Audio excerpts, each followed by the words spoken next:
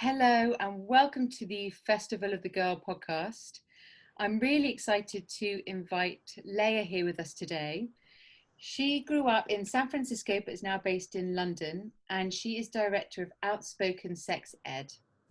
We met at the first Festival of the Girl last year and we hit it off straight away. The work they're doing with Outspoken with regards to talking to children about sex and relationships is so important, and we are thrilled to have Leah with us today. So Leah, welcome, and thank you so much for being here. I know the subject of this podcast is around consent, but before we get onto that, can you please tell us a little more about yourself and why you were inspired to create Outspoken? Yes, hello. Hi, Abby. Hi, everyone. It's a pleasure to be here. It was really realizing that I needed to talk more openly with my children. My daughter is now 15 and my son is 19.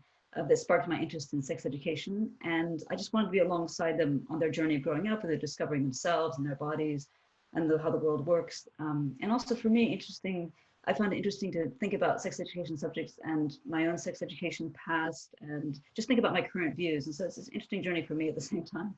I've always been interested in hearing people open up and be emotionally honest. And as you said, I come from San Francisco, 1960s and 70s, a very political time there. But my culture in America generally is sort of being friendly and direct and open. And that's something that's very central to Outspoken.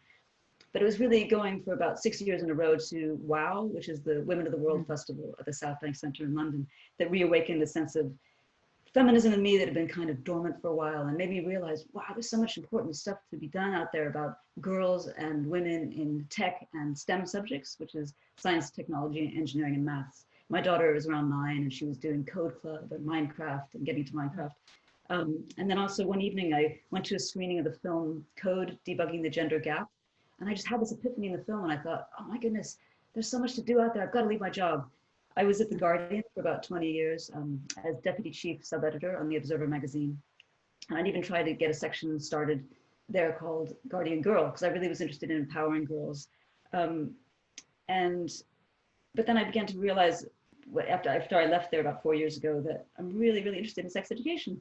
I was at a sex education conference and I met someone from Denmark, which is another country that's very sort of open and direct and straightforward. Her name is Johan Reed. And so she was doing a dissertation about parental engagement in sex education, and our views completely aligned, and we decided to create this social enterprise. And at the time we called it Outspoken Sex Ed for Parents.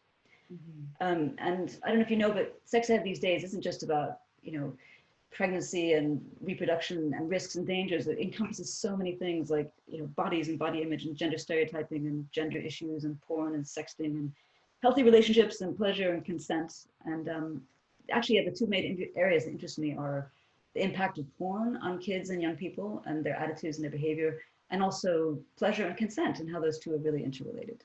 It's so important for so many of us is to really understand this for ourselves so we can then, communicate openly with our children and help teach them.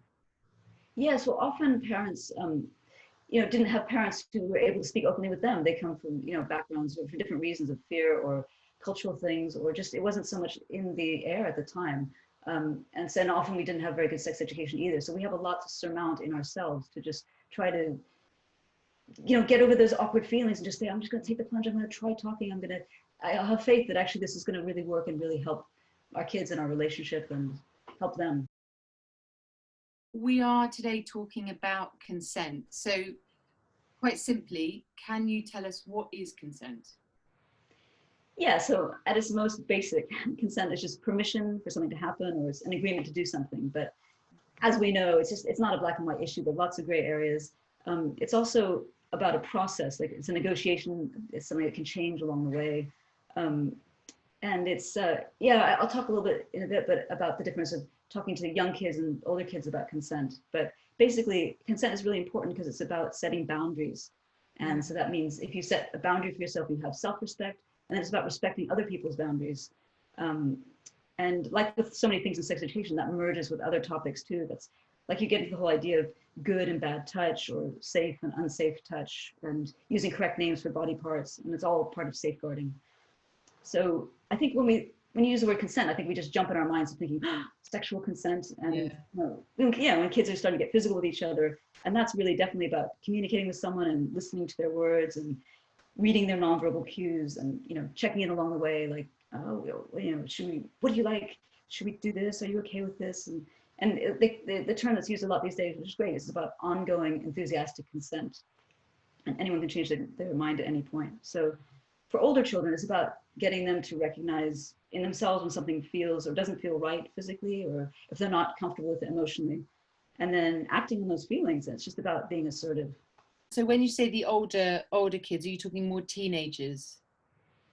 Yeah, even I'd say yes, and preteens maybe even, Okay. yeah, or yeah, the earlier teenage years. Yeah, definitely. I mean, I like what you said there, because I've never really thought about it in the way of it's this idea of respecting your own body and putting boundaries in place. I've never thought Yeah, of it that way.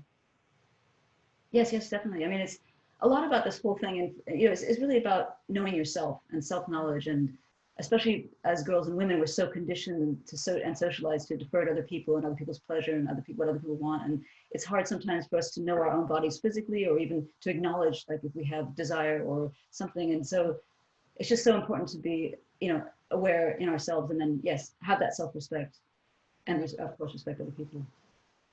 So how, as parents, so let's start with, well, we know that Festival of the Girl is aimed at girls aged 7 to 11. Um, so for that age range, as parents, how should we be talking to them about consent?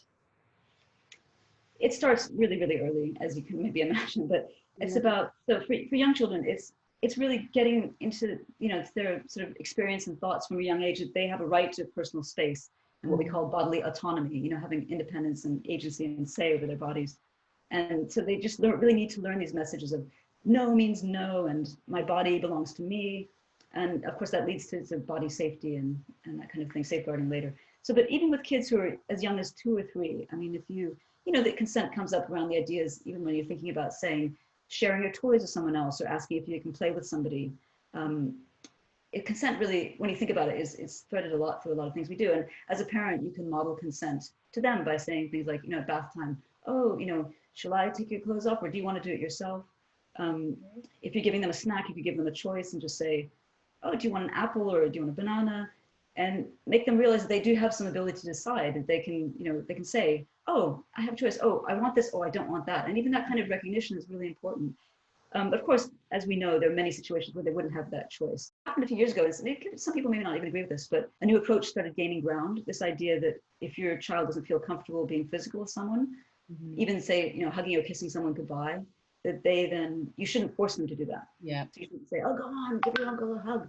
Because, instead think of something else they can do. They could maybe wave or, do an elbow bump these days or a high five or something. But yeah, because I mean, that basically, if you do that, you're sort of acknowledging that that child for some reason is resisting or has some instinctual feeling, this doesn't make me feel right, it's not comfortable.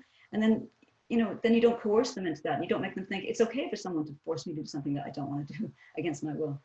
And another example is tickling, like, some kids actually don't want to be tickled at all, so don't force them. I mean, I remember, that can be really horrible. Or maybe they like to be tickled for a bit, and then they say, like, this has gone too far, so they would say stop. And they have a right to expect that you will then respect their decision to say stop. So that they get used to asserting themselves in the moment. And then that means that in the future, they're going to be less likely to acquiesce and give in when somebody is going to demand something that they don't want. They'll stand up for themselves. And here's this phrase that we really like a lot, but just having this attitude of, I'm the boss of my own body. Speaking to parents about it and educating them more helps them to have a bit more ease around talking about it. Oh, definitely. Yeah. I mean, I think that it's really useful to practice saying things out loud that you find really awkward. I mean, even words that we, even a few years ago sort of had still stigma to them and still a difficult thing, saying vulva, saying vagina, saying, penis out loud, or even masturbation or things, but the whole idea is to be using correct words, these scientific terms and these factual terms. And the more that you do that, the more it becomes really natural to you and natural to your child as well. And then it's not some kind of strange shock, if you suddenly introduce them. And also children who can say the correct things are, it's been known that they can, that deters predators. If people realize that your child is actually quite informed and maybe could talk to a trusted adult or something, they just realize this child is not someone I can manipulate easily, etc. So, but I think, parents, we have so many just barriers to surmount sometimes around this. I think talking to your partner about things first, road testing things with other people, um, and also I just think your children will realize, they can see, for example, that you're struggling a bit with it, but they see that you're trying, and that they will, they will they will see that you are willing and wanting to reach out to them. And I think that's at base more important than the fact that you might feel a bit awkward. And as I say, the more you do it, the less strange it will feel. Obviously we know that at some point the kids are going to go through sex education, but we don't want to leave it to the schools to do all the work. We as parents need to be informed, and we need to be involved as well. Yes. Well, so the important thing to do with the school is definitely to approach them, tell them how interested you are in the subject, find out what because every school is different in terms of their curricula and how they're approaching it. Some schools do at a primary school age give sex education, some just do relationship sex education, but find out from them what is being taught and when, so then you can support your children at home and talk to them as you would about any other subject, as you do with maths or history or whatever. And also it's great for the school to see that you're engaged, this parental engagement, and then it's a great school-home partnership.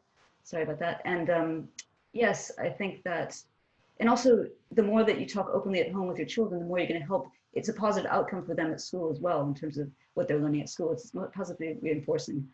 But what's really important as a parent is that you are able, no matter what the school will teach them, you tell them your values, you tell them your culture, you tell them what you believe about sex and relationships. And that is, you are your child's primary educator and primary sex educator, actually, whether you like that or not. Just from the beginning when they're born, you are showing them, and it's showing them so many things with your behavior and your attitudes and your words. And so, yeah, I think it is important to talk to the school if you can.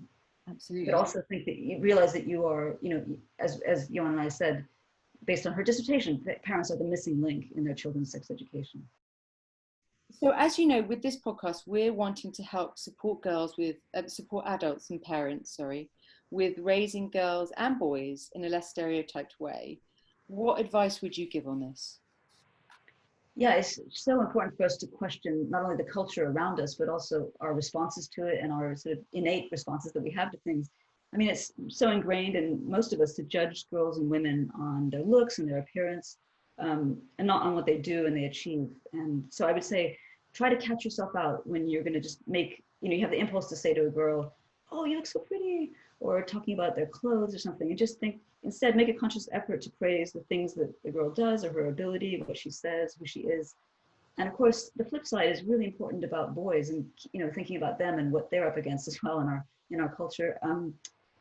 They're trapped in what's often called the man box, which means that they get conditioned to not show their caring side or expressing emotions.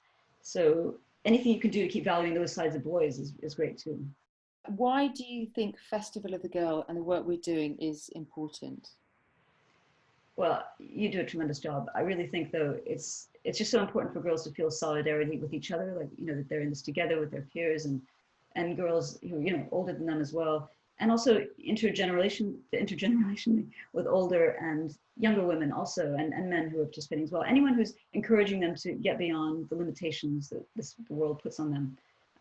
When I see young girls being assertive and empowered, it's just so brilliant. But at the same time, inevitably, I think about what they're going to be up against later on, and how they're going to have to challenge themselves about all these things that have been socialized into them. And I just think, it's so hard. Things are changing too, but they have a lot to confront. So I think anything that can really be helping them to to feel confident and to just do whatever they can as much as they can and continue is great. And I always think about this quote from Gloria Steinem, who's a feminist icon in America, who said, "Boys from a young age are taught to view their bodies as tools to master their environment, while girls are taught to view their bodies as unending projects to work on." And that just haunts me so much. I just think, I really don't want girls to be held back by focusing so much time and energy on their looks and their bodies, to the detriment of the great things that they could be doing and feeling and experiencing. Is there anything else you'd like to add? Well, I'd just like to say, if you're a parent, I'd really encourage you to push yourself to talk openly with your children, like starting now. Do it in bits and pieces when something comes up. And the more you do it, the more acclimatized you get to that. Because talking openly about sex and relationship topics, it really helps with safeguarding your children, and it improves their mental health, and it strengthens the connection you have with them.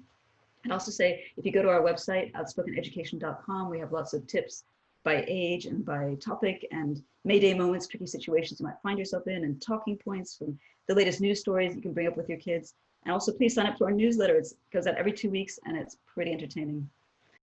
Leah is going to be running a workshop at our virtual event on the 11th of October, and she'll be creating an activity to engage the girls around consent. So please, please tune in for that on the day. Leah, thank you so much for being with us. We will be back again soon with some other amazing guests.